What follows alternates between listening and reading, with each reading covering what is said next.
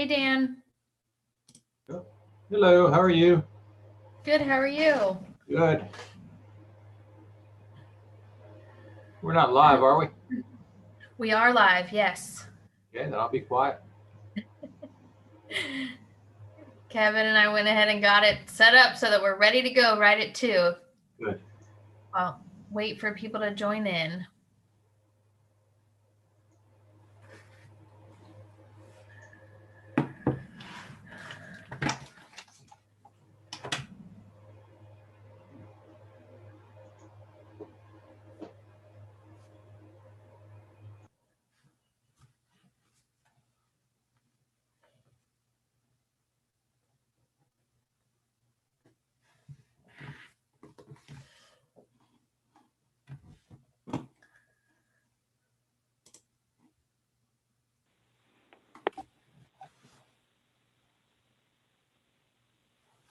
Hi, Shelly.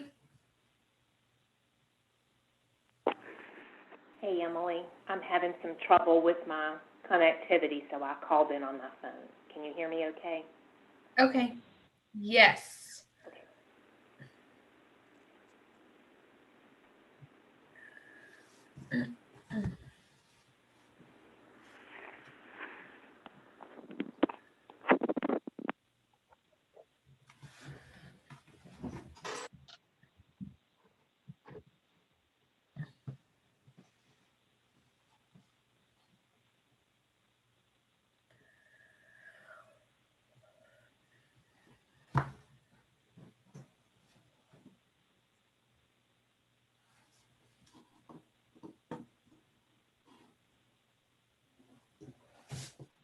Hey, Emily, just checking to make sure you can hear me. This is Jen. Yep, I can hear you. Thank you. Thank you. And I see we have Dr. Wilson joined us. Michael is here. Jessica's here. Mrs. Davis-Vaught is here. So just to let everybody know, we are live on YouTube, and we're just going to wait a couple more minutes for folks to join, and then I'll pull down the slides so that everybody can see each other when Dr. Paxton gets us started.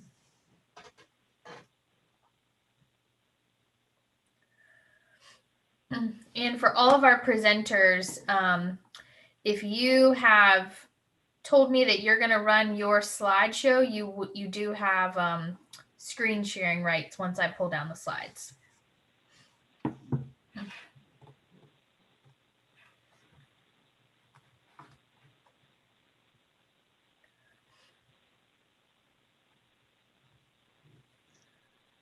Afternoon.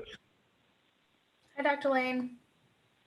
Good afternoon, everybody. Hello, hello. Still waiting on a couple more people to join.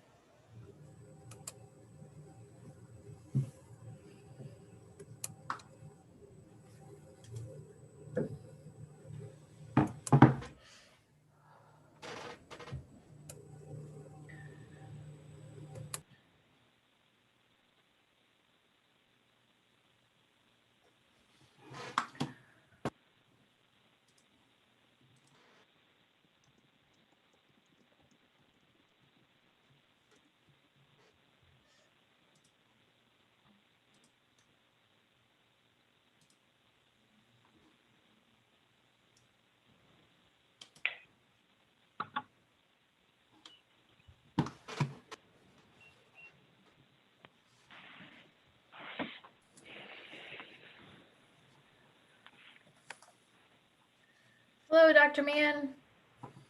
Hi there.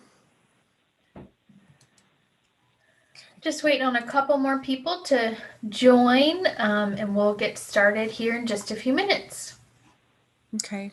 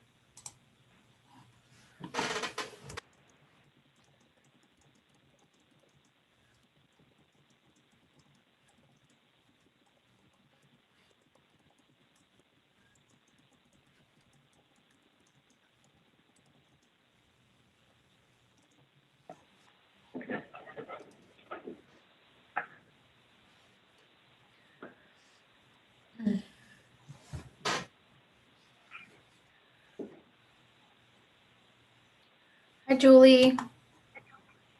Hi, Emily.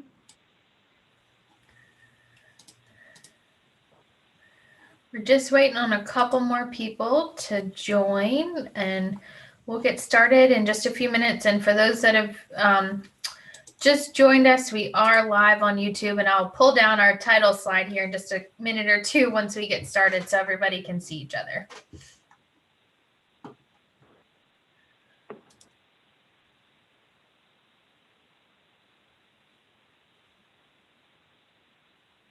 Couple more people to join.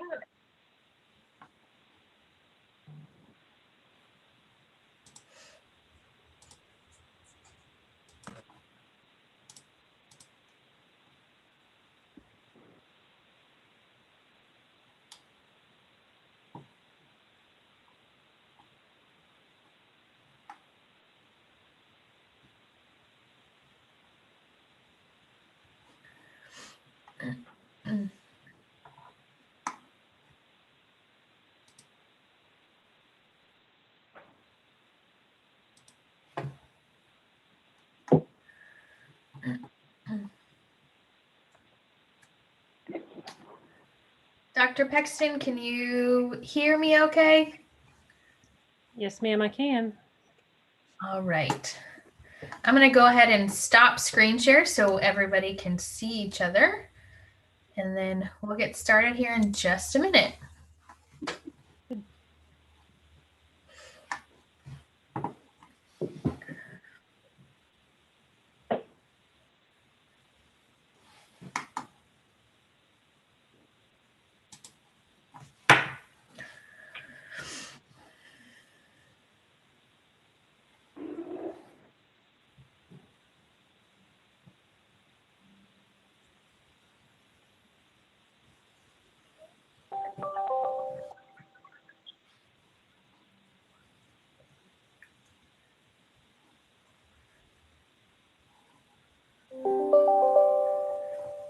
Dr. Pexton, it is 2 o'clock, and I think we have everybody here. I'm counting squares, make sure we have everybody. But I think we've got everybody on. Maybe not everyone has their camera on just yet, but we do have everyone here. So I'll go ahead and turn it over to you. Awesome. Great. Thank you, Emily. Appreciate it. Good afternoon, everyone. As was echoed this morning in the board meeting, Happy New Year, I suppose, for the last time. But just want to thank you for joining us today for a meeting of the special committee to review the standards of accreditation. Today's meeting is our first meeting of 2021, and it's going to be the first meeting following our work session that we had back in November. Before we dive into our meeting, I want to thank both committee members, staff, and the public for their continued engagement in our work. And I specifically want to give a shout out to Emily because she has been on point, keeping me on point to be on track and well prepared for these meetings. So thank you to all, and thank you to Emily. So during today's committee meeting, we will receive 3 presentations from VDOE staff based on our discussion from the November meeting. The first will be an update on the College Career and Civic Readiness Index indicator. The second will be an update on growth measures used in school accreditation calculations. And the third will be an update on the definition and supports for students with limited and/or interrupted formal education, otherwise known as SLIFE and SLIFE. Over the next few months, just to give you a forward look as far as what's to come after today's meeting, staff will be bringing presentations and recommendations to the committee that correlate to our discussion topics and ultimately help us determine some next steps. We will continue to look at technical changes and corrections to the 2017 SOA revisions, possibly SOA compliance levers, specifically equity levers, and changes to the overall accreditation system and graduation requirements. While we do not have a set deadline to complete our work, I do anticipate that we will wrap up during the summer or early fall to make recommendations to the full board. So before we jump into our agenda for today, have committee members had a chance to review the minutes from the November 18th, 2020 community meeting. Look for some virtual nods. All right, can I get a motion to approve or amend the minutes? Motion to approve, Dr. Paxton. Thank you, Dr. Duran. Can I get a second? Second. Thank you, Ms. Davis-Vaught. We will do a roll call vote of the committee members. Again, Dr. Duran, Aye. Ms. Davis-Vaught, Aye. Dr. Wilson,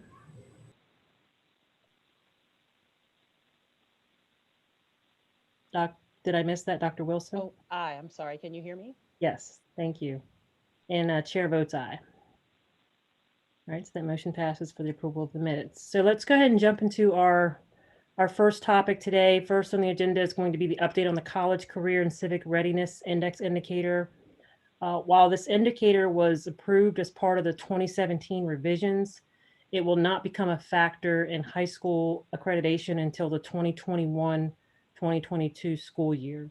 So our presenters today are Dr. Jennifer Pivarena, VDOE Director of Research, and Julie Malik, VDOE Director of Accountability. So ladies, I will turn it over to you.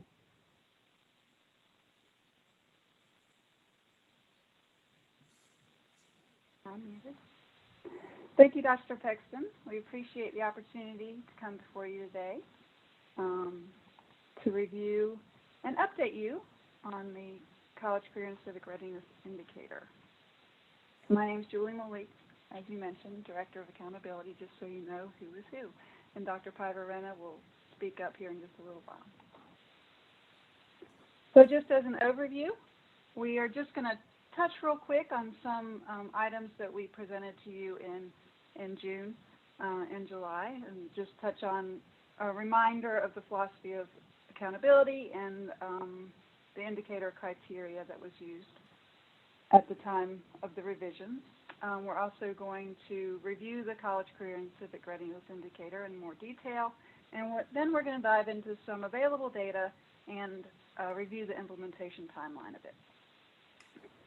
So just as a reminder, the mechanisms of accountability, the purpose of accountability systems is to identify areas schools could improve to meet the priorities of the state. And so this one is definitely fits that bill as far as the priorities. When we selected accreditation indicators, these were the criteria used at the time. I'd like to focus on the second and third criteria, the standardized data collection processes across schools and divisions, and data for the metric are reliable and valid.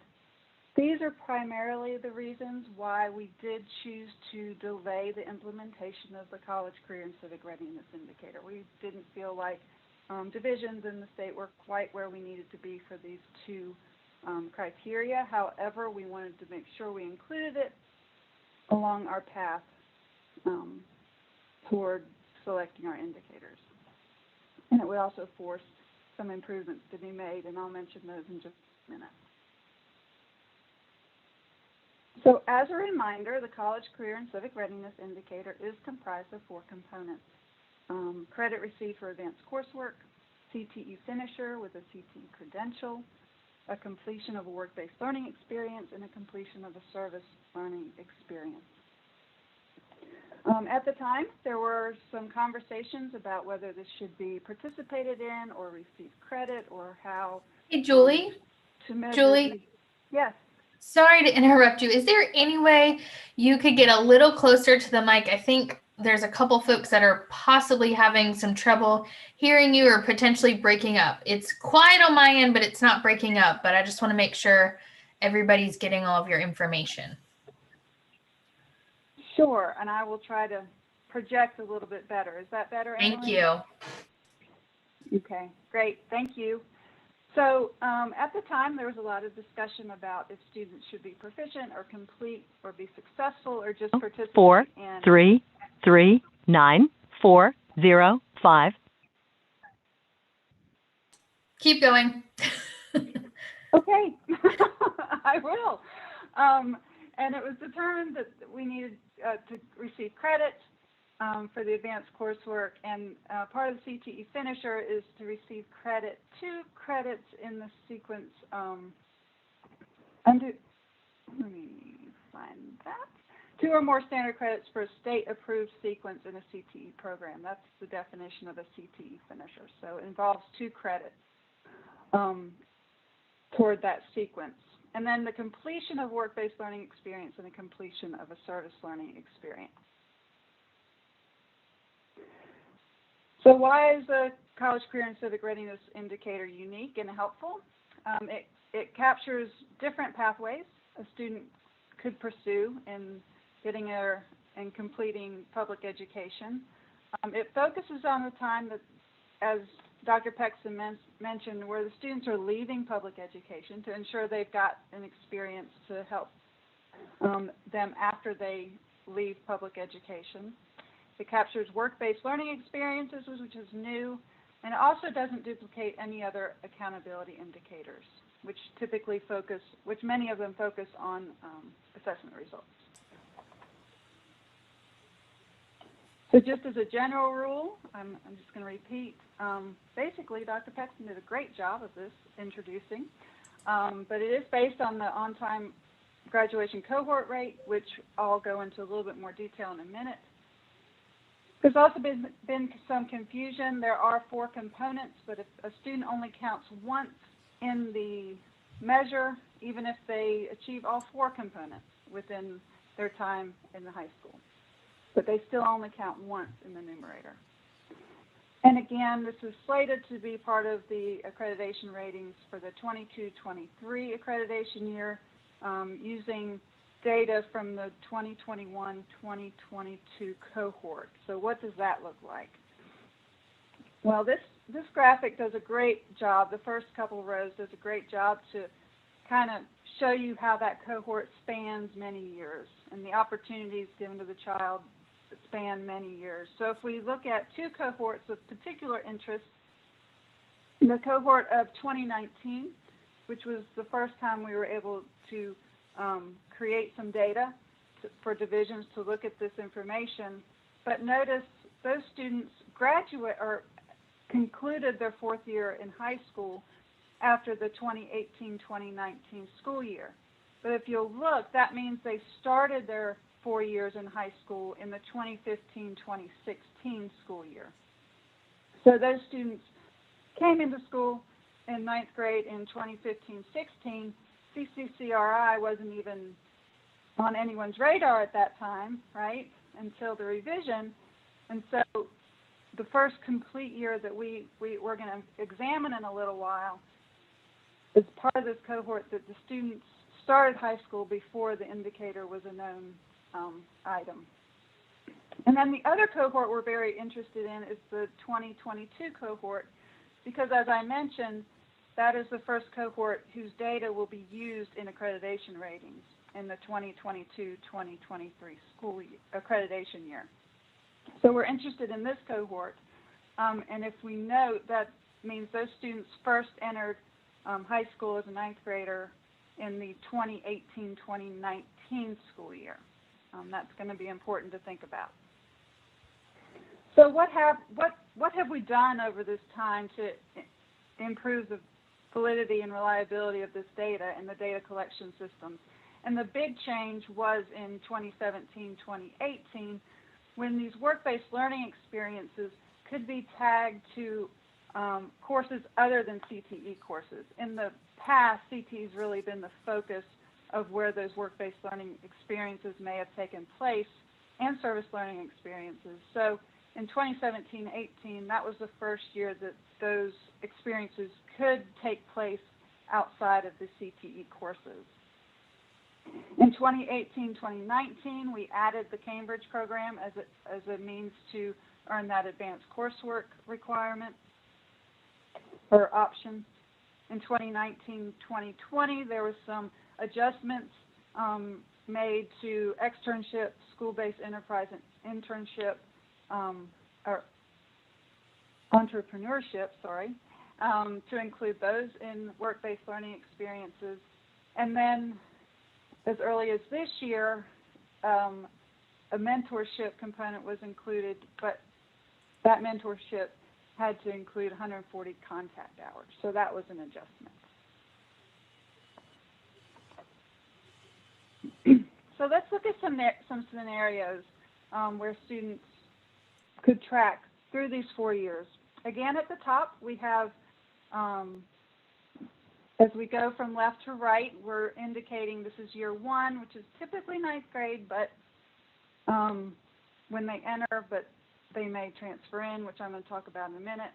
Year 2, year 3, year 4. We try to avoid freshman, sophomore, junior, and senior because students progress through these 4 years at different rates.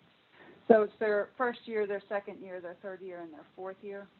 And then there's a column to indicate if the student earned credit for the school for the CCCRI in the numerator and if they are included in the denominator of the calculation. So we look at this first row. We see the student enters high school in year 1, doesn't collect any of these components until year 4, where they become a CTE finisher with a CTE credential. Therefore, they're in the denominator, and they are part of the numerator as they earn credit. If we look at the second row, we'll see the student had a work-based learning experience in their first year. So that student already, after the year, the numerator of the CCCRI when they get to the end of their 4th year. So they have already collected that information. So when they progress, the schools know that they already have that experience, but look, in year 3, they also have a credit in a dual enrollment course. So they've completed 2 pieces of the CCCRI, but they count once in the numerator and once in the denominator, and we determine that at the end of the 4th year. We don't look at them at the end of the first year. We follow this entire progression, and we evaluate at the end of the 4th year. We look at that third row. That student didn't receive any of these components for any of their 4 years. So they're still in the denominator, but they're not in the numerator. And it is important to note that transfer students impact the CCCRI. So in this 4th row, the student wasn't in the school in year 1. They transferred in year 2 and were assigned to this cohort. So the school has then provided them with an experience, and they receive credit in an AP course in year 3.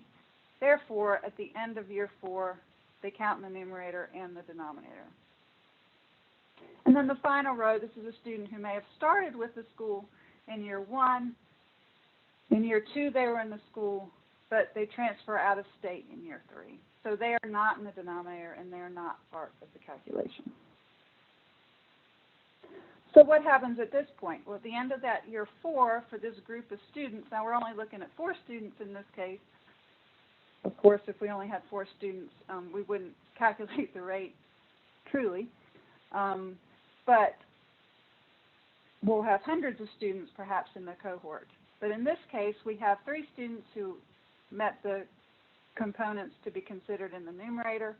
We have 4 students in the denominator, so this school's rate off of these 4 students would be 75. And just a quick reminder of where our benchmarks fall. 85% or more put schools in a level 1. Between 71% and 84% gives schools a level 2. And at 70% or lower, they're at a level 3. So that is just a review, just to set the basis, kind of review the cohort rate, review how and why this became an indicator. And now I'm going to switch the presentation over to Dr. Pivarena to talk about some data. Great, thank you, Julie. So to provide some context to the discussion around the indicator, we wanted to present you with the best available data that we have on the CCCRI in terms of where we are now. So to do that, we're going to focus on the 2019 graduation cohort, which is the most recent cohort for which the CCCRI was calculated, given the waivers for accreditation for the 2020 accreditation cycle. So these are students who graduated in 2019, a little more than a year ago. So a couple of things to keep in mind as we're looking at the data. So for this cohort, as Julie showed in a previous slide, this indicator is still relatively new for schools. Data collections were not fully available for all students in this cohort until they were in their third or junior year. And we know that some school divisions had to make changes to their student records to be able to report the information that was required for this indicator to DOE. And it just takes time for those collections to mature and to provide reliable data. But based on what we know for the 2019 accreditation cycle, among the 330 high schools that received an accreditation rating, 26% were at a level 1 performance rating on the CCCRI, 43% were at level 2, and 30% were at level 3. And again, an additional reminder that while we provide this information to school divisions, this isn't used at this point to determine accreditation ratings. So it was really provided as information to schools to help them check and verify the data as this indicator matures throughout the process. Next slide, Julie.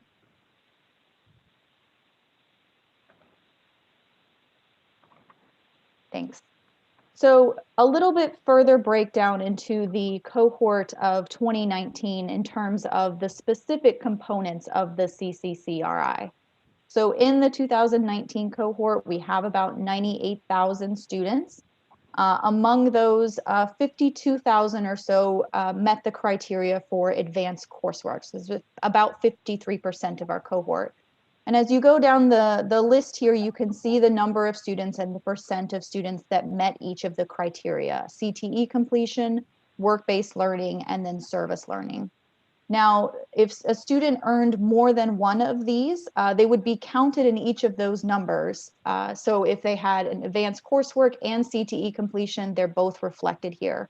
But as a reminder, that is not the final way in which we calculate the CCCRI. They're only counted once. And so if you look further down here, you'll see that we have the number of students that met at least one component of the CCCRI, and that was about 74,000 students, again, 75% of the cohort. But we do have a significant number of students that are meeting more than one criteria on this indicator. So about 36% of the cohort met two or at least two or more components for this indicator. Next slide, Julie. So we also wanted to spend a little time talking about the anticipated implementation of the CCCRI in terms of how it is framed now. So as Julie mentioned again, when we implemented the revised SOA, we stated that cohort 2022 would be the first cohort in which the CCCRI data would be factored into the accreditation rating. And that cohort is on the far right of this slide.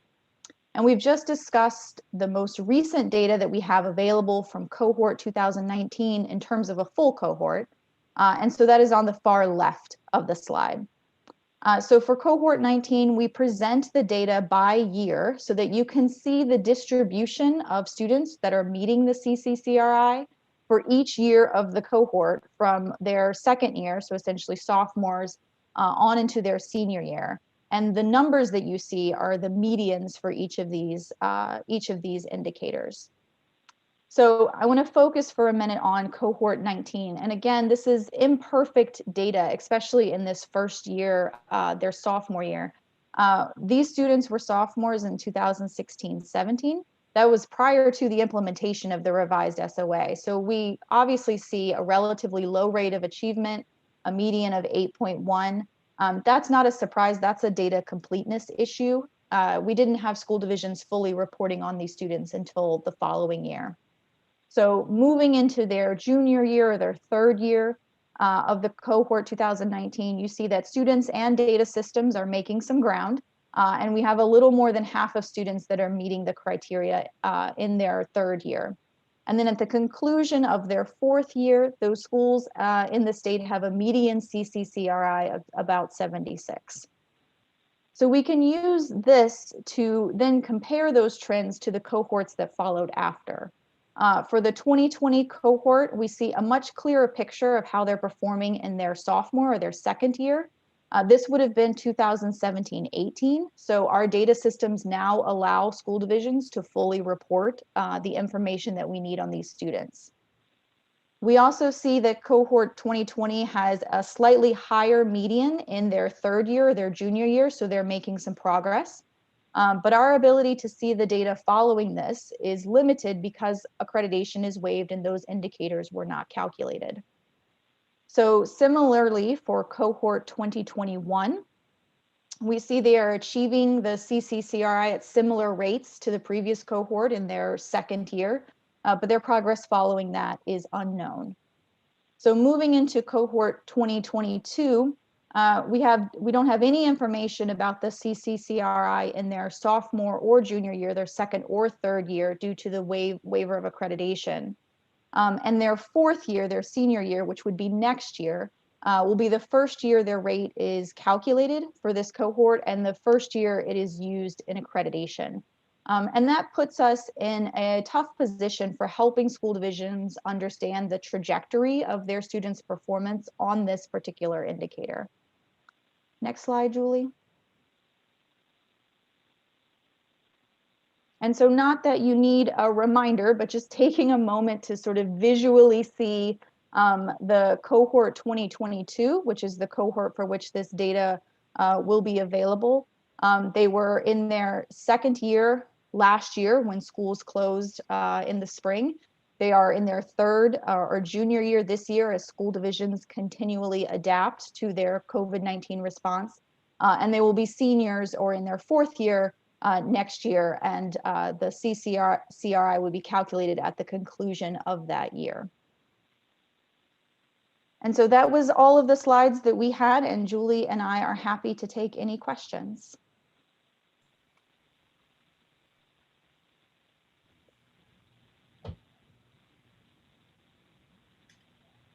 Thank you, Dr. Pivarina and Ms. Malik. Again, we'll just pause for a second more to see if there's any additional questions from either committee members or board members. Dr. Pexton, I have a question. Yes, Dr. Wilson. Dr. Pivarina and Dr. Malik, thank you all very much for the presentation. Always appreciate visuals. Very helpful, very helpful. Dr. Pivarina, your last comment, the observation or the acknowledgement that the lack of data that we have after waiving accreditation for this group of students. Has the department given any consideration to, I won't say maybe a resolution or a suggestion for how for how we might anticipate gleaning any information? Certainly it will be incomplete, but is there any pathway forward to trying to ascertain students or schools, I should say, achievement around this particular indicator? And then the other question that I have, which is much more hopeful, I guess, is knowing that an individual student may achieve or may reach multiple rungs or multiple rings, but we don't give credit for that necessarily. I understand that what we're trying to do is to ensure perhaps a baseline, but thinking about that student who and the school that provides multiple opportunities for students and students who take advantage of those, it just seems like a lost opportunity to acknowledge that in some way. So we do provide divisions student level information and that describes if students have met any of the 4 components. So, but we don't aggregate them or produce them in that level.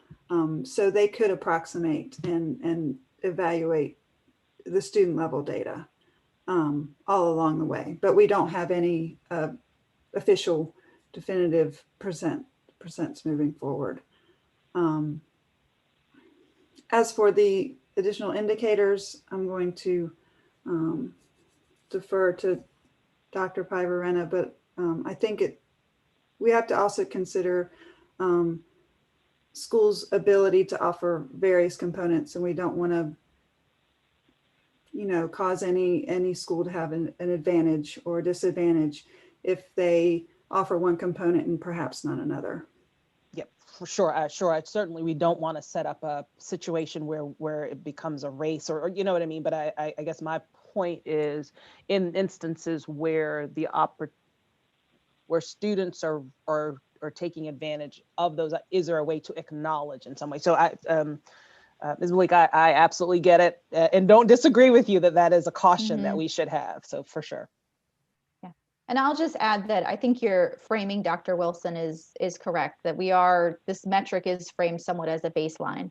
And we have attempted metrics in the past where we had more of an opportunity for students to get multiple, to sort of receive acknowledgement for multiple indicators. And it did create sort of this unintended consequence that Julie mentioned.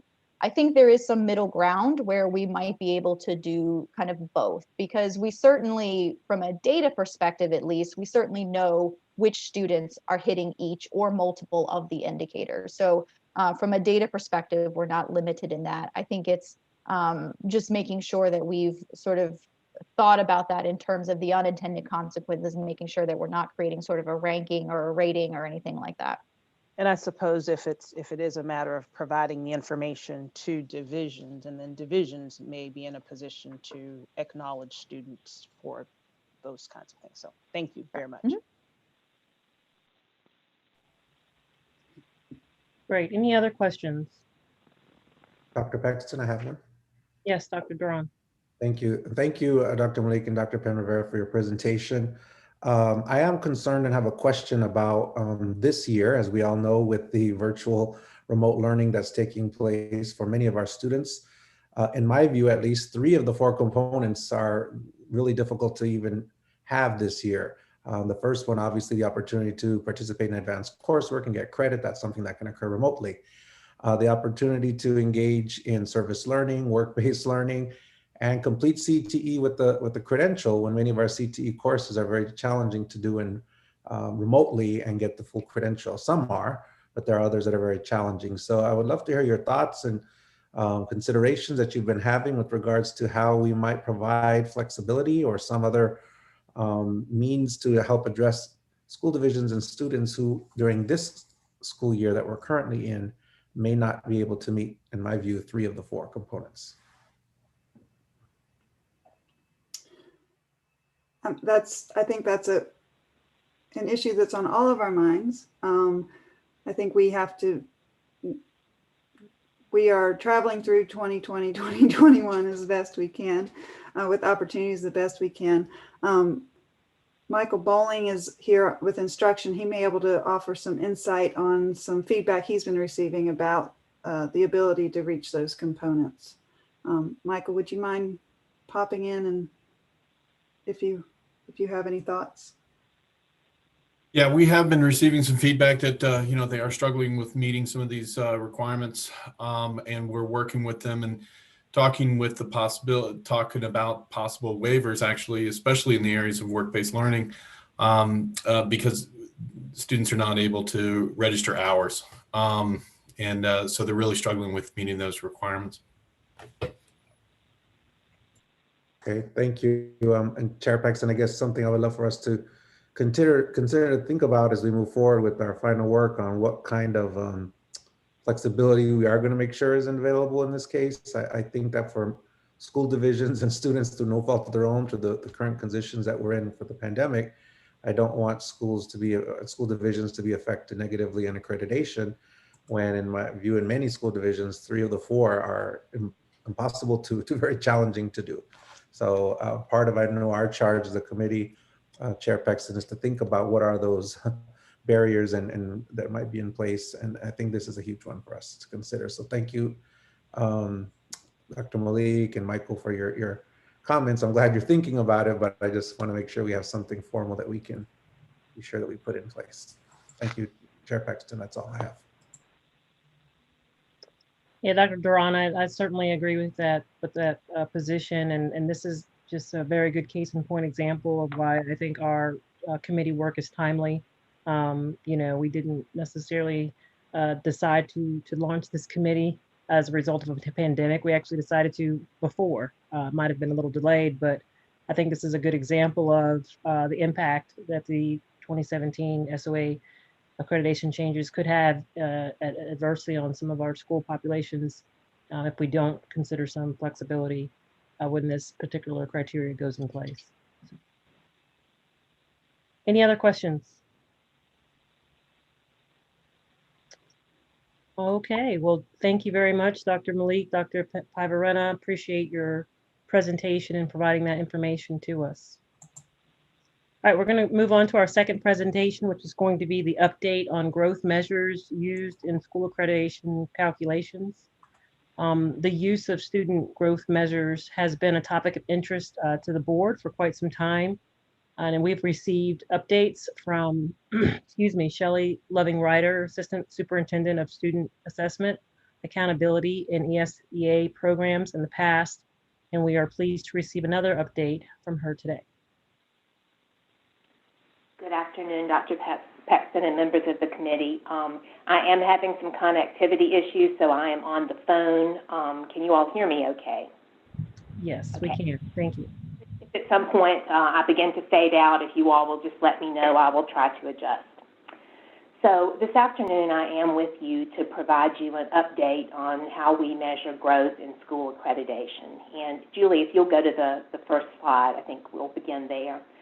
This is just context on how we use growth currently in accreditation. And I know you've seen this graphic many, many times, but it is a very important display of how the 2017 revision to the SOA really changed the way we look at school accreditation. And this graphic really represents what we call the combined rate. And one of the primary complaints about the old accreditation system was that it focused primarily on pass rates for students taking the SOL test. There was a great deal of concern that we were doing nothing to recognize the efforts of schools in working with students who perhaps didn't pass the SOL test but made considerable growth within a year. So this combined rate really is an effort to acknowledge that work. Just as a reminder, it recognizes of course, pass rates on reading and mathematics, but it also recognizes students who don't pass those reading or mathematics tests, but who make sufficient growth.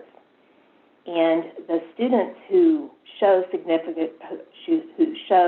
sufficient growth count just as much as a passing student. So we really are providing equal weight. And then lastly, we wanted to make sure that we were also acknowledging the work that our schools do with English learners who are still learning English. So for our reading assessment, for English learners who don't pass the reading SOL test, don't show sufficient growth, but do show progress in learning English as measured by the Access for ELS assessment, also count.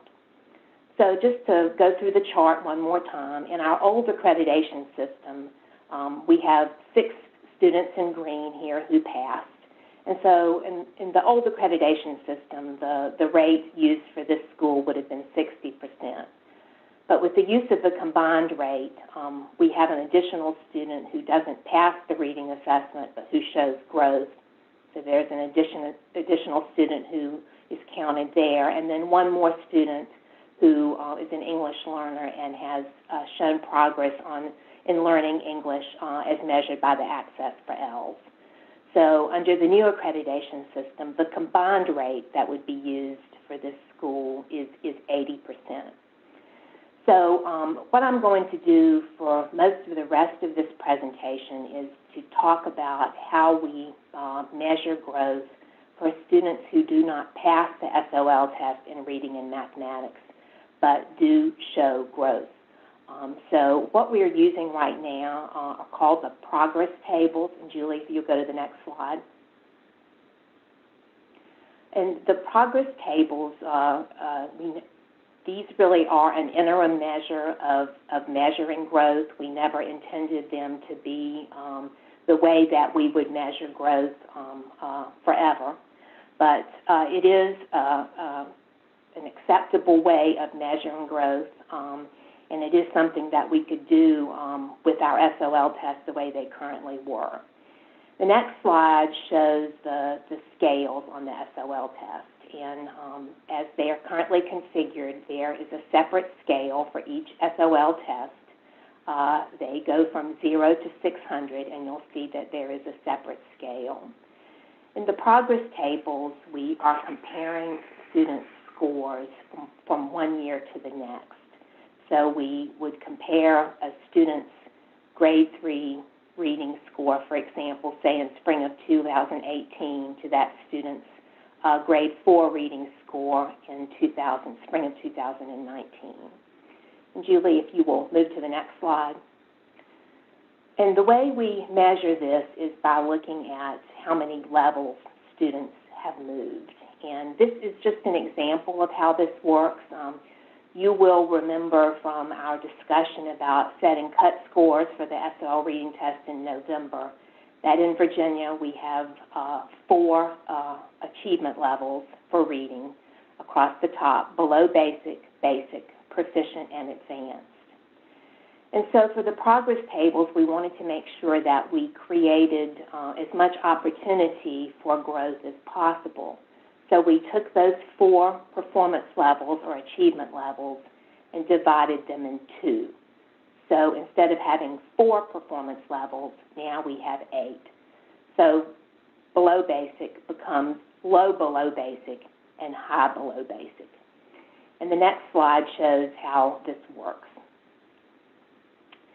So what we do is we look at a student's score from one year to the next. So we'll just pretend here that we had a student who scored high below basic on the grade 3 reading test.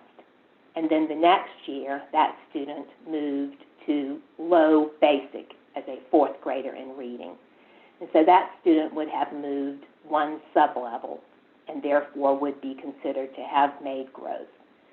So that really is how our current system works. I did want to acknowledge that the reading example I showed you is based on the old reading tests, not the ones that you just set the cut scores on.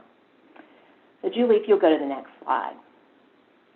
So as I mentioned before, the use of the progress tables was intended to be an interim measure while we worked on moving to what's called a vertical scale, which provides a more nuanced measure of growth for students. And Julie, if you'll go to the next slide. You all remember that we showed you earlier the example of the individual scales for each test. In a vertical scale, there actually is a scale that goes across the test. So you'll see here that now we have a vertical scale that goes across the test from grade 3 to grade 8, and it allows the reporting of growth along that scale. Now, in order to do this, we do have to do what are called vertical scaling studies. Julie, if you can go to the next slide. So we certainly acknowledge that our standards themselves, our standards of learning, are vertically aligned so that the content for grade 4 math, for example, builds on the content for grade 3. But we also had to conduct some statistical studies to make sure that we could create this vertical scale. And as is the case with almost everything with testing, everything takes a long time. So you'll see that we've been working on this for a while. So we conducted a study in spring of 16 to link the content statistically of the reading test for grades 3 through 8 and the math test for grades 3 through Algebra 1 together so that a vertical scale could be created. And of course, in 2016, you also adopted new mathematics standards, and they did change a bit. So we did have to conduct another study in spring of 2018 to address the changes in the math content. Fortunately, the changes in the reading standards of learning were not great enough that we had to do another linking study. So we were able to create the vertical scale using the existing study. So Julie, if you'll go to the next slide. So our original timeline for the vertical scale in math was really to begin that process in 2018-19. As you'll remember, that's the first year that we administered the new math test based on the standards you adopted in 2016. So 2018-19 would have been our baseline year for the use of the vertical scale, and then we would have used the results from 2019-20 to determine growth, and we would have used that for the 2020-2021 accreditation ratings. Of course, as we well know, we did not test in the spring of 20, and accreditation was waived for 2021. Julie, if you'll go to the next slide. And then our timeline for reading was similar, except that the reading tests were a year behind. So, as you all remember from November, we were supposed to administer our new reading test in spring of 20, and the vertical scale would have been available for the first time, and then we would have compared those results to the scores in 2021 to measure growth for the 2021-2022 accreditation ratings. Next slide, Julie. Of course, COVID impacted all of this, so we did not test in spring of 20, and accreditation has been waived for 2020, 2021, and 2021-2022. So, what are our plans at this point? Julie, next slide. So, our plan at this point is to use the scores from 2020, 2021 as a baseline, and then we'll use the scores from 2021, 2022 to help us determine growth. I think it's important that we acknowledge the potential for continuing impacts on COVID-19, but not to be Pollyanna, perhaps it's a benefit that, we are going to have to use 2020, 2021 as a baseline. That will certainly allow us to take into account any impacts of COVID, on what we would consider to be growth. Before I take questions, I just wanted to acknowledge that, what we have been using is a growth measure that looks at year to year growth. There are other types of growth. I know one of the questions that Ms. Holton has asked a number of times is how do we measure growth for grade 3 since we don't have any prior year score to use. It is possible to do a within year growth instead. That would require assessing at the beginning of the year and also the end of the year. So for grade 3, we would administer a test in the fall of grade 3 and again in the spring of grade 3. That's certainly a possibility. When we have talked about that before, I think the concern has been about the additional testing. But I did want to acknowledge that while we have been looking at year-to-year growth, within-year growth is certainly a possibility. And Dr. Lane, I don't know if you had anything you wanted to add before we do questions. No, thanks, Shelley. Let me make sure I'm not muted. I'm not muted. Okay, great. No, I think you always do a great job of explaining this. Thank you. Okay, thank you. All right, so Dr. Paxton, if there are questions, I'd be happy to answer them. Dr. Paxton, you're on mute. Yes, I am. Appreciate you keeping us up to date and providing this overview for us. All right, any questions from the committee or other board members? Dr. Paxton, I have one question. Thanks so much, Ms. Loving-Ryder, for the presentation. It was, each time I hear this, it is getting more and more internalized from an understanding perspective. It is a very complex structure. And I'm curious, as you talked about moving from progression tables to the vertical linking that you described, how do you, I guess I don't have in my mind how frequently standards and tests are updated and the extent to which the lag associated with how that impacts the statistical work you described. And I just wondered from your perspective if you think that there's something that's lost from a lag in terms of just the recency of being able to understand progress in a consistent way when there is this, I don't know if I'm being articulate, but it just seemed like the change in test and what that introduces in terms of your methodology creates some moments of different approaches being used to understand progress. That's what I'm wondering about. I think I understand your question clearly. So the standards of learning are reviewed every 7 years. Yes. And then sometimes that review results in a fairly significant change. Sometimes the review results in fairly minor changes. And so an example here is with the adoption of the math standards in 2016, that was a fairly significant change, whereas reading was not as significant. We typically implement tests that measure those new standards 3 years after the adoption of the new standards. And the reason for that is, we use a very methodical approach to developing our standards. The items. So the items are developed and then they're reviewed by Virginia teachers to make sure that they measure and are appropriate for our students. Once they're reviewed the first time, then they're field tested or tried out with our students without those questions counting towards the student's score. Then those items are reviewed again by Virginia teachers before they go on to a test to count for students. So it is a very deliberate process to make sure that our questions are appropriate for students.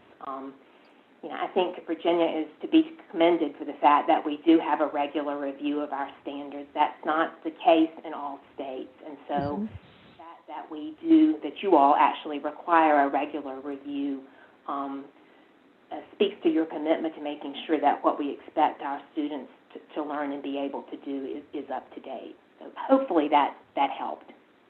Yes, I just couldn't remember how often tests actually change. You can't predict that because you don't know necessarily what revisions will happen and if that will necessitate a change in testing. And so I was just curious because it did seem like there was a protracted period of having to really do the work around getting the vertical studies done that you articulated for the more nuanced approach to understanding progress. So thank you.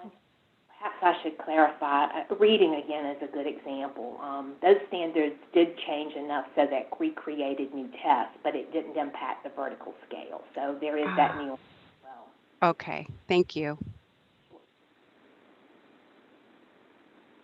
Dr. Pexton, may I? Yes, by all means.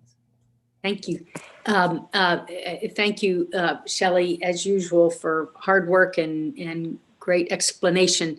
The pandemic just makes a mess of these multi-year things, and I appreciate you all's hard work to try to figure out the adjustments. 2 questions on the pandemic-related adjustments. One is, have we thought about using some kind of skip year growth measure? So, trying to measure growth, what would the 2018, 2019 data look like compared to if we aren't, and this may be particularly relevant if, leading to my second question, if we're not able to gather data this spring, which is certainly a question mark. We'll all see how the spring progresses. And related to that, I wondered if we've thought, and this may be getting beyond your presentation, it may get to things we'll want to talk about with Dr. Lane tomorrow or in March, but if it gets to be harder and harder to, less and less likely that we're going to be able to administer tests this spring, is there any contemplation about administering what would normally have been the spring administration in the fall. So not switching on a systemic basis to a fall, spring growth kind of measure, but I personally am more optimistic that we'll be able to administer our tests in a fairly normal fashion if we chose to do so by September than in May or April and May for some jurisdictions. So Shelley, might I jump in on that first? You want me to? So thank you, Ms. Holton. It's important to note that in high schools, a lot of high schools and a lot of middle schools, they're on block schedules and assessments have already begun. And so the assessments that are typically in the spring, we're nearing completion for potentially half of the students in many of our schools. And we're hearing a lot of stories about other schools creating innovative ways to have students assessed. The new president's administration has basically indicated, and of course the previous president's administration both indicated that waivers of these assessments were unlikely. The board already provided flexibility in the non-federally related tests. And so what we have done, and we actually announced this by memo last Friday, we have basically opened up the testing window for the remainder of the year to the end of June. And so with the exception of 10 days from March 5th to March 15th, where we're changing from the fall semester to the spring semester testing season, students can be tested anytime. And so we're hearing a lot of stories of, schools that are not as in-person as others, right? The schools that are in person don't have quite the same barriers, but maybe they're bringing kids in, one kid per room and, 20 kids a day, or in 2 shifts, 40 kids a day. And because of the ability that Pearson has allowed us to flex that window, we actually believe there shouldn't be major barriers to delivering the assessment. Now, on the flip side of that, you can expect some parent opt-outs to be higher than in past years. And in those cases, we may struggle to have a growth metric on the individual student basis. But we still, we probably won't hit, 98, 99% of testing like we would in a normal year, or even 95%. But I do think that we'll have, a strong showing as it relates to the number of students that are assessed, especially as we start to vaccinate more and more teachers. More and more school divisions are likely going to be opening in person, and these assessments will occur in those areas. And so again, it's one of the reasons we waived accreditation, because I don't know that this year schools should be held accountable, but this ability to collect data and see how students are doing, and then to use that for the baseline for the future, we felt like it was an important move for us in Virginia. Thank you, very helpful. And so I understand you think you're going to get, realistically, you think you're going to get not as much test data as you normally would, but enough to make to be valid and useful for growth purposes. Well, for every student that takes it in grades 3 through 7, we will be able to measure growth on that student in grades 4 through 8. Okay. Great. Any other questions from committee or board members for Ms. Loving-Ryder? All right. So I actually am going to turn over the introduction of the third presentation to Dr. Wilson. I have an unexpected situation that I need to address. So Dr. Wilson has graciously agreed to step in. So Dr. Wilson, I'll let you take the floor from here. Thank you, Dr. Pexton. So that brings us on our agenda to the final presentation we have prepared, defining and supporting students with limited and or interrupted formal education. Certainly this is a topic that we have been discussing quite frequently over the last several months, and we have been awaiting eagerly this presentation for this committee. So Dr. Leslie Sale, again, Director of Policy, and Dr. Jessica Costa, Specialist for English Learning Instruction, will walk us through this presentation, where we anticipate they will provide an overview of SLIFE, review the proposed common statewide definition of SLIFE and data collection process, discuss the potential impact on accreditation, and the course charted for next steps. Leslie and Jessica, I'll turn the screen now over to you. Thank you all so much in advance for your preparation for this. Well, thank you so much, Dr. Wilson, and to the rest of the committee members and the board members joining us this afternoon. We appreciate you giving us some of your agenda time, and hopefully we live up to the hype here, since you guys have been anxiously awaiting the presentation. As a short preface, I do want to start by sharing a little bit more about the impetus for the work. And Dr. Wilson, I think you have already captured it well, but this is what informed today's presentation. Of course, is your continued interest in better understanding our students with limited and/or interrupted formal education, and how they're represented in our accreditation model. So of course, we wanted to be responsive to that request. And additionally, as you all may already know, this work is actually also in part the result of legislation from the 2021 General Assembly session, which tasked both the department and the board with identifying SLIFE students in Virginia and how they are served. So we'll talk a little bit more about that legislation in the slides to come, but just again, a short overview of how we landed at this presentation today. And then where we go with this presentation, and again, Dr. Wilson, I think you hit the highlights of what we'll be covering, but I will start off with providing just a short high-level overview of students with limited and/or interrupted formal education, and the importance of this endeavor as we better understand this subset of students. I will note for those folks who are steeped in the literature and research, we are going to use the acronym SLIFE moving forward. So again, those are our students with limited and/or formal interrupted education.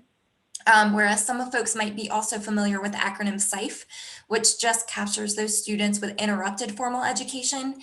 And we felt like the acronym that we're using with SLIFE captures students with educational backgrounds that were limited, interrupted, or both. So if you hear us just use the term SLIFE, that was the logic behind that decision. To help me with the next three bullets that we have on the screen, I am joined today by Dr. Jessica Costa, who is our English Learner Instructional Specialist, who's going to walk you through the proposed statewide definition of SLIFE and, of course, how we got there. And she's also going to discuss the new data collection process and touch on some of the existing state-level initiatives and supports from SLIFE. And from there, I will close us out with a short synopsis of how this work might contribute to the committee's discussion on accreditation and help chart our course forward. So Emily, next slide, please. So who are our SLIFE students? Speaking generally, SLIFE are typically non-native English speakers, which means that this group of students are often considered a subset of our English learner student population, or ELs. But however, beyond this, there's very little else we can definitively say is common to the student population.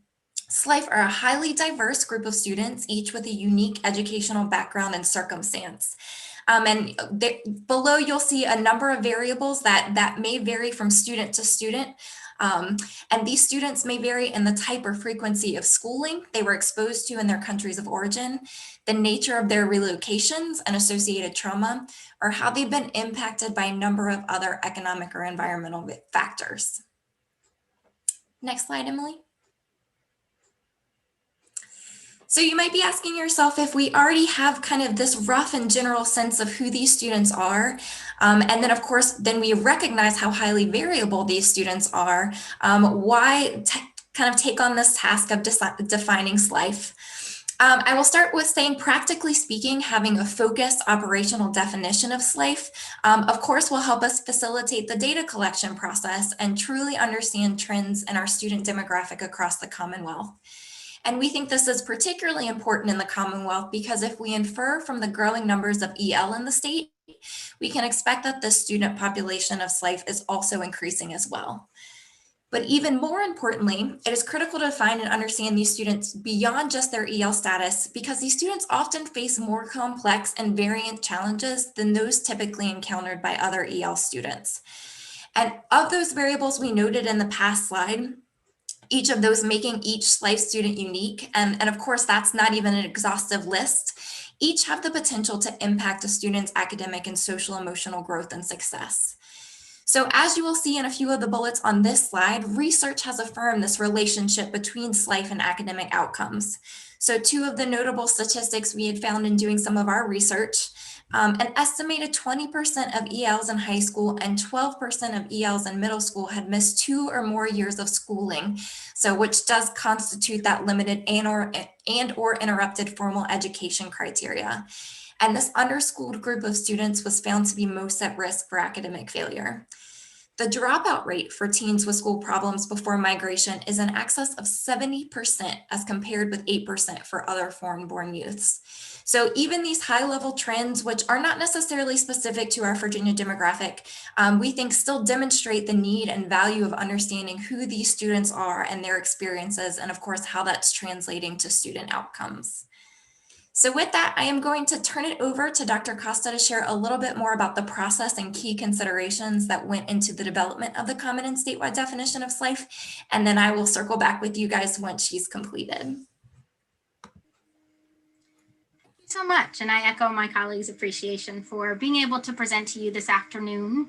Again, my name is Dr. Jessica Costa. I'm the English Learner Instruction Specialist at the Virginia Department of Education. I actually work within the Department of Learning and Innovation and the Office of Humanities. And my presentation is going to focus on 3 things today: the process for how we define SLIFE and the research that was involved in that, the actual proposed definition, and then some additional details about each of the components of the definition and how we derived them. So as you're well aware, defining SLIFE began with Senate Bill 933 during the 2020 regular session of the General Assembly. And as you'll recall, the bill directed the VDOE to develop and adopt a common statewide definition to then evaluate local programs for the supports and programs available for those students, or supports and services. So the VDOE began the process of developing the definition by convening a committee of various stakeholders, and this committee was inclusive of both regional representation and roles within the divisions to collaborate towards the development of the statewide definition.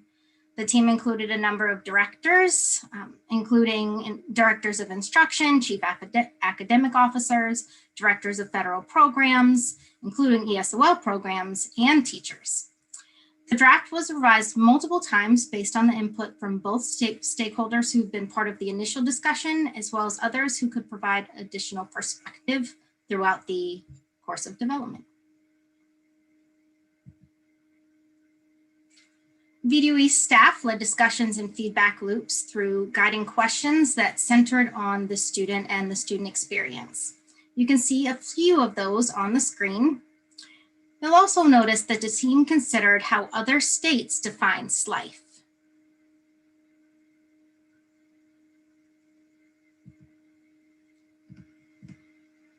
So here, the definition before you reflects the work of the committee and the recommendations of VDOE senior leadership. I'm going to take each component and give additional background. The threshold of the age of 8 reflects a discussion of how some of the students may not start school in certain countries until after the age of 6. So by age 8, we would have a sense of whether these students have 2 years less schooling. And to be equitable, the team wanted to identify and support SLIFE as soon as possible. Having the data at this age may also provide some additional insight to divisions as they do some analysis of 3rd grade reading benchmark data. A focus on English language proficiency levels 1 and 2 allows divisions to target the students in the most need of support to access the grade level content. A student is no longer considered an EL once they earn a score of 4.4 on the Access for ELL's annual assessment we heard a little bit about earlier in the presentation or this afternoon's meeting. Therefore, levels 3 and 4 are closer to proficiency and may not need the extent of specialized instruction as those students with still beginning and emerging levels of English proficiency. The 2 years less schooling aligned with examples from other states and is a common understanding of the definition in the literature and in the field. The committee considered using English literacy and numeracy proficiency measures to determine how behind quotes, a student is compared to their peers, but this cannot always be consistently applied based on different course pathways, availability of certain types of assessments, and so forth. 2 years is a significant amount of lost time and creates a pointed challenge in getting those students caught up. Similar aged peers is used since there are cases in which divisions may not have accurate information to make a grade level comparison.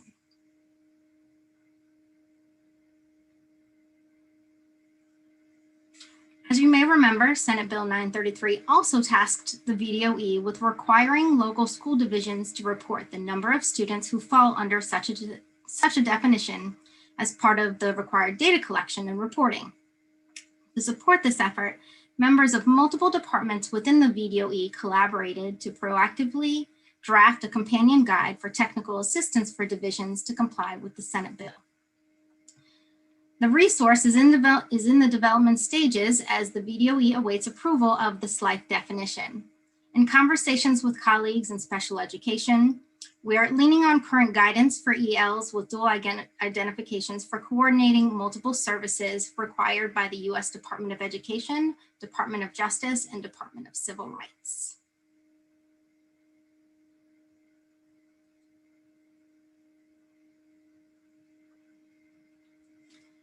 The VDOE recognized the unique circumstances for SLIFE and the English learner population at large prior to this legislation. The VDOE has taken initiative on behalf of the board to support the requirement to learn more about who the SLIFE are and working to understand the supports and services that create the educational experience for these students at the division level.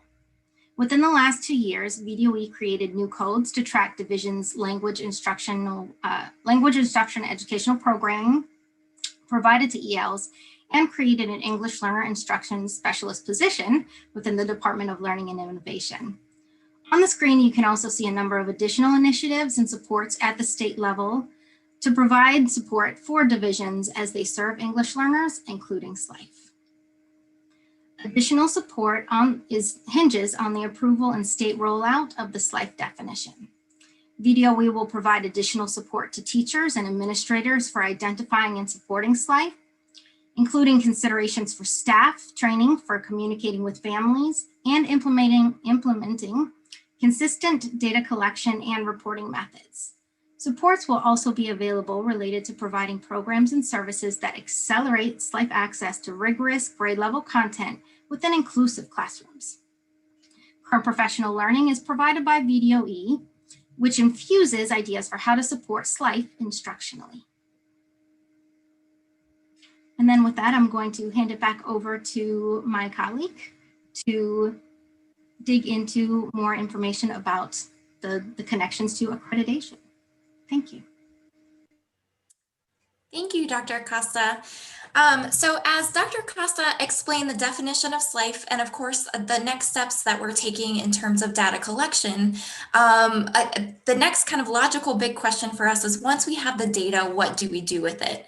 And so on this slide, part of our answer comes from that Senate Bill 933 from the 2020 General Assembly session.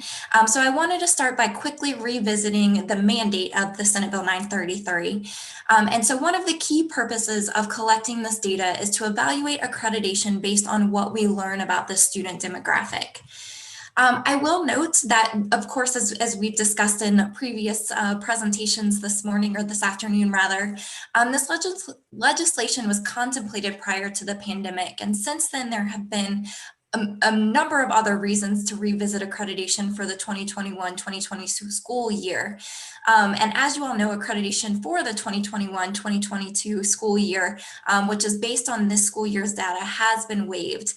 So this will, of course, necessarily have an impact on the timeline of how we operationalize and put into to kind of affect the data that we get from the SLIFE data collection process.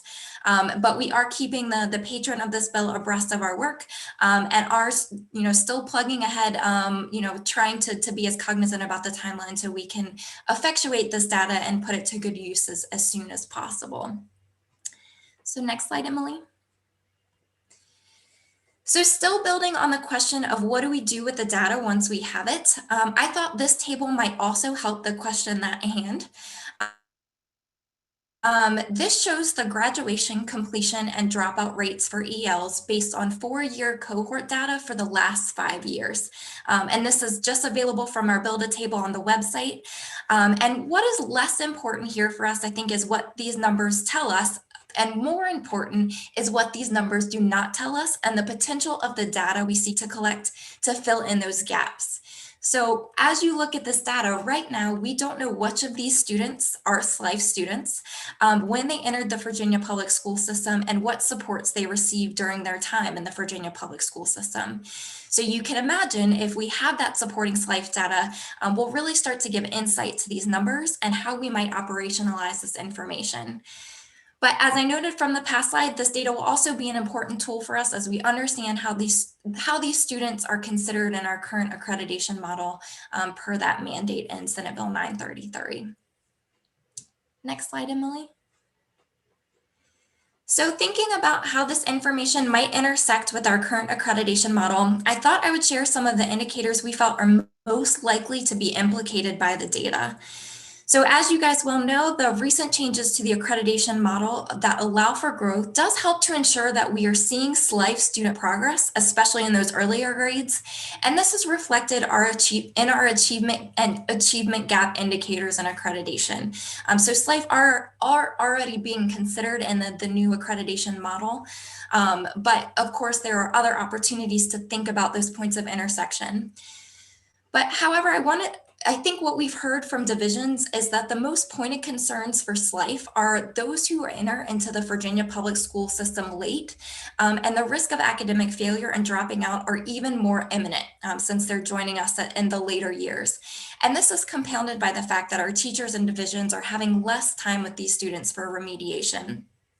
So one of those indicators that we think that there might be a point of intersection here are one of the student engagement indicators, which is the graduation and completion index.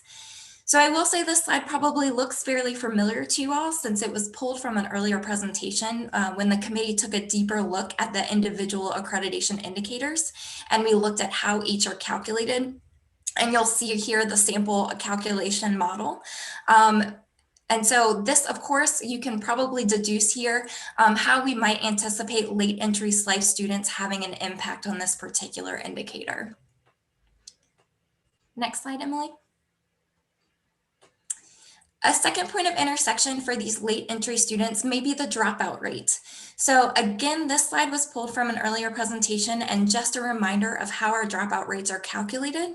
And so if you look at all of those bullet points here, that enumerates what dropout students are not. So if they fall outside of those categories, they are considered a dropout student. And again, we might see how our late entry SLIFE students might be impacted by the dropout rate, or rather vice versa, how SLIFE students impact the dropout rate. So identifying these indicators is, of course, right now speculative for us until we have a better sense of the SLIFE demographic that will come with the data collection process. It is difficult to speak concretely about how exactly we might reconsider any accreditation indicators. But again, these are ones of note for us that we've heard anecdotally and from divisions might have a pretty significant interplay with SLIFE students, especially as they're joining the public school system later in their high school careers. Next slide, Emily. So next steps for us. While a lot of work has already been done, there are still several items on our to-do list. So looking forward, we expect to use the next few months to tackle the following. Of course, we're going to begin the data collection process here shortly with local school divisions. And as part of that iterative process, as we collect data, we'll also be able to start to evaluate and analyze how the definition and collection process itself is going. So we want to be responsive to the type and quality and validity of data we're receiving during that initial data collection process. Of course, once we do have the data in-house, we'll begin analyzing and taking a look at trends and demographics there. And of course, we'll use that information to evaluate opportunities for getting a more nuanced picture of SLIFE, especially as it may inform some targeted supports for these students. And as you guys can anticipate, once we have that data collection, are able to synthesize and better understand what it might mean for accreditation, we anticipate of returning to you all with some recommendations to the SOA work group on potential changes to the accreditation if merited by the data. So with that, I think Dr. Costa and I are both prepared to take any questions you might have. And I know we have others on the call who are steeped in the accreditation model and the instructional component. So we may also phone friends on the call as well, but happy to take any questions you all have. Always good to have lifelines that you can call on, right? That team approach. Thank you both so much for that presentation. I'll pause here and see if there are any questions from committee members or board members. Dr. Duran? Thank you. Well, first and foremost, thank you, thank you, thank you, thank you. I'm so thrilled and excited to hear all this presentation. It's a breath of fresh air. I'm very, very happy that we are talking about this at the state level. Not all states are talking about this across the country, and we should commend ourselves. And I want to thank you and all the individuals who've been involved in this work for having this conversation. And yes, while there were Senate bills and General Assembly action to get us to move here, I know that prior to that, Dr. Acosta, you had spoke to us about this well before the legislation, and we've been talking about this at the state board as something we need to do. So I'm glad, very glad that the legislation was there, but I know that it's a commitment of yours, and Dr. Lane has, at that time also in a retreat we had, I remember very well, that retreat we had in Chesterfield where we spoke about this very issue. So I'm almost lost for words because I'm so happy about this, but I just want to thank you for that. A couple of comments I want to make and questions, I guess. The first one, I just have three. The first one is really around the definition and the companion guide that will go along for data collection.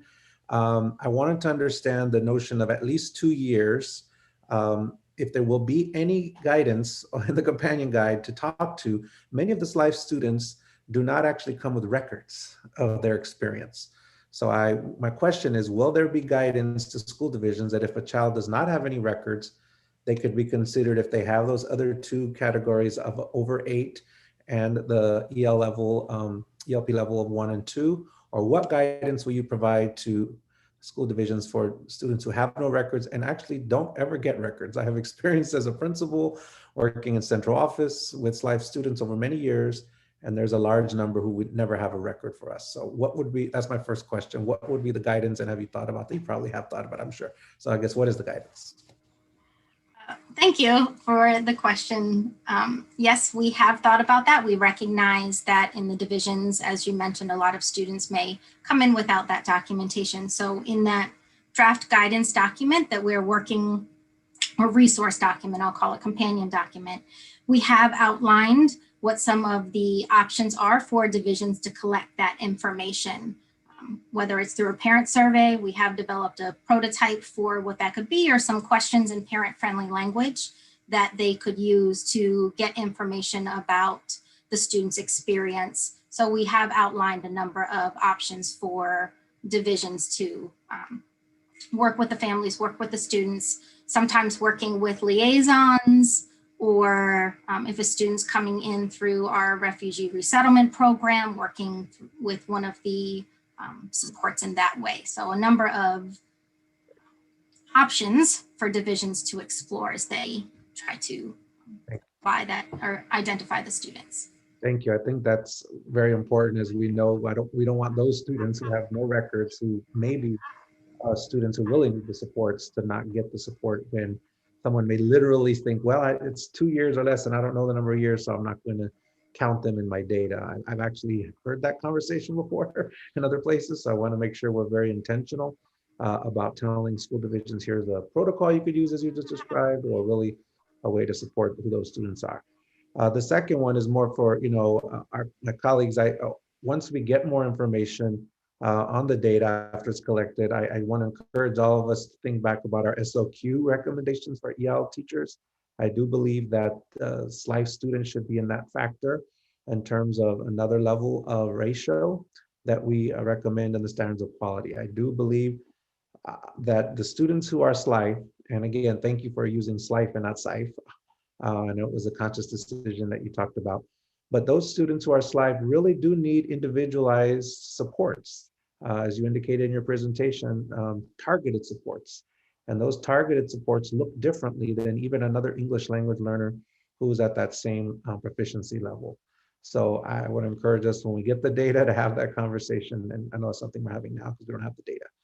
The third point I want to make is when we talk about supporting our SLIFE students, you mentioned at the end targeted supports, that we'll be very intentional to also indicate not just academic or instructional supports, but mental health and wellness and counseling supports for many of these students who come to us without families at times, without their own family. They may be reunified with their family after being apart for some time. And so as we think about the targeted supports, that we're very specific, that they're inclusive of not just academic and instructional. And I'm sure you thought about that, but in the presentation, was references several times to instructional support, and rightfully so.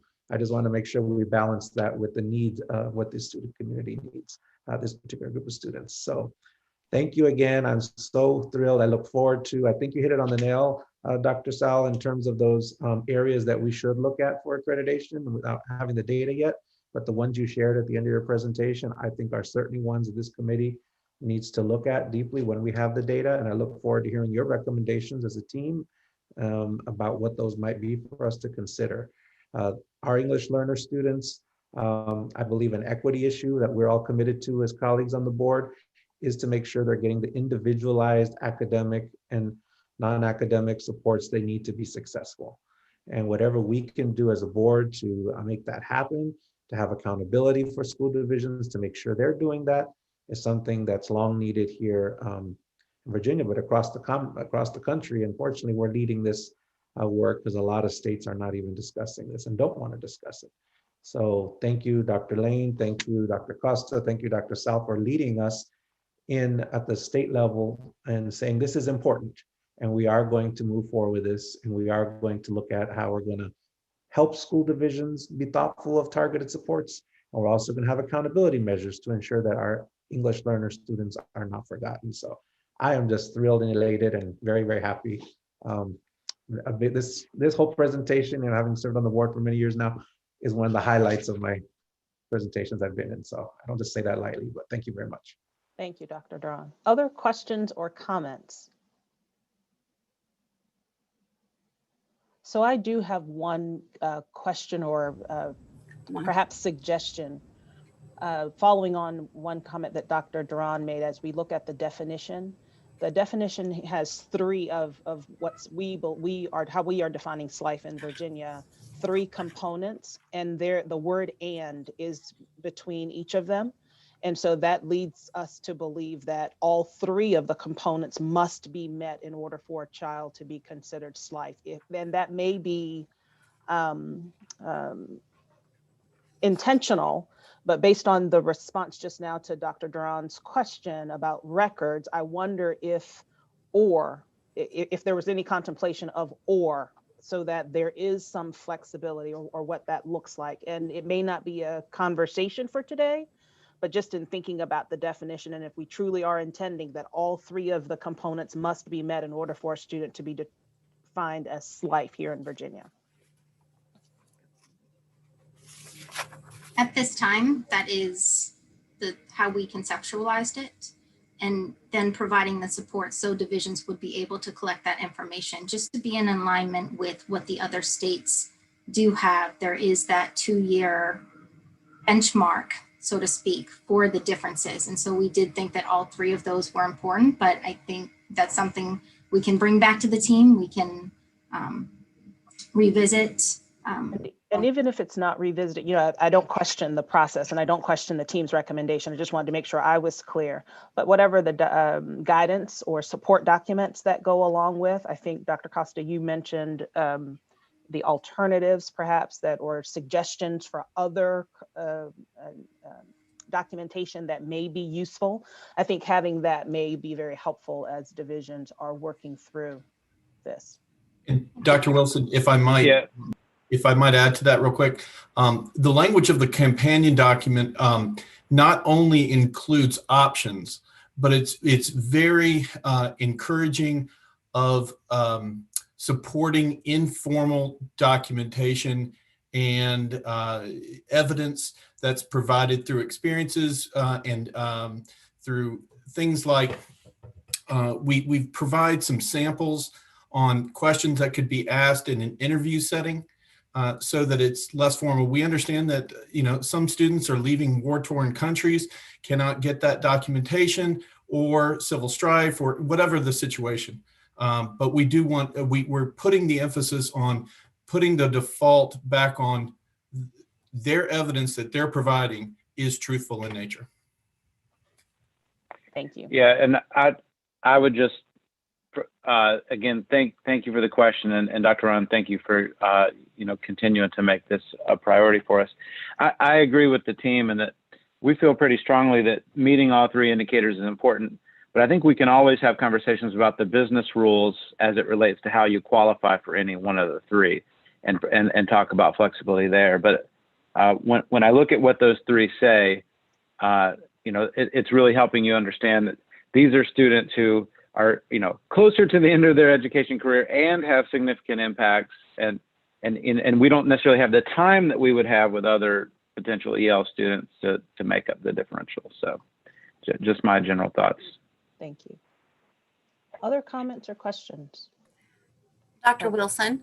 Ms. Davis-Vaught? I would just like to say to Dr. Sale and to Dr. Acosta, thank you very much for your thoughtful description. I'm following you, and you helped clear up some things in my line of thinking. So thank you very much. I'm very appreciative of all the things you put together for this presentation. It's very good.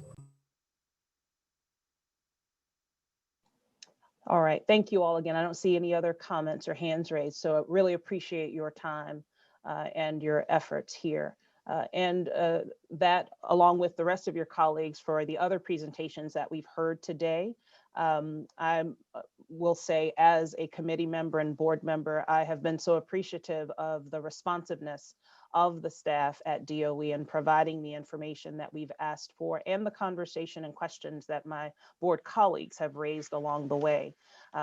You all know that I am pinch hitting for Dr. Pexton, and so I do not intend to put words in her mouth, but I suspect quite fully that she will be following up with us as we prepare for our next meeting, which is scheduled for March 17th. As you all know, the board nor the committee will be meeting in February. The intention, as I understand it, is at that March meeting to review technical language changes and potential SOA compliance levers, as Dr. Pexton lined out at the beginning of her comments this afternoon. We are narrowing down, I suppose, our focus, having had a number of presentations over the last several months. So before we adjourn, are there any last questions or requests that you'd like us to pass on to Dr. Pexton? Emily, I see you have unmuted. Does that mean that you have something to know? Okay.